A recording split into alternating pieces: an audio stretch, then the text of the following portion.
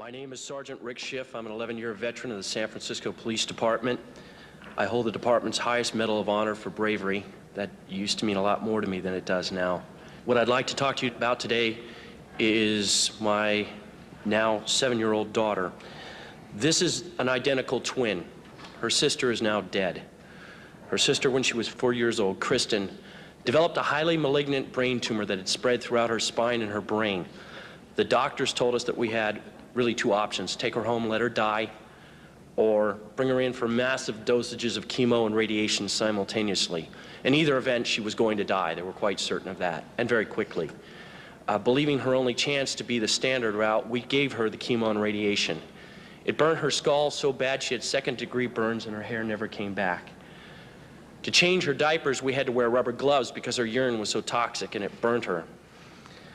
At the end of 6 months, miraculously, she survived the standard treatment, although there was a high expectation she wouldn't.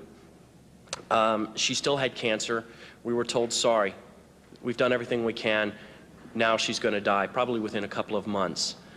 My wife and I, choosing not to accept that, started reading. The first book I picked up, the third chapter, discussed Dr. Buzжинский. As you may guess, I have some expertise in fraud. In fact, I'm quite certain there are enough attorneys in the room that I could be vordeered as an expert in fraud. And I conducted my own investigation.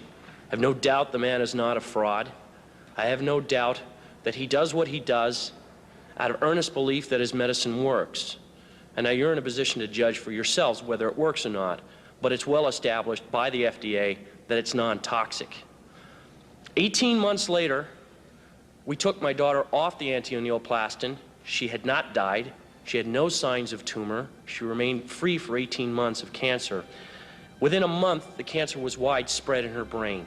We put her back on Buzжинski's. By the way, at the objections of our doctors, for some reason felt that it had failed her. We put her back on. Within 9 weeks, the tumor was completely gone.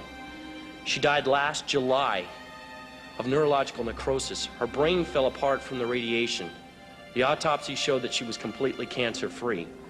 Out of 52 cases of that disease ever, no one died cancer-free, just Chrissy.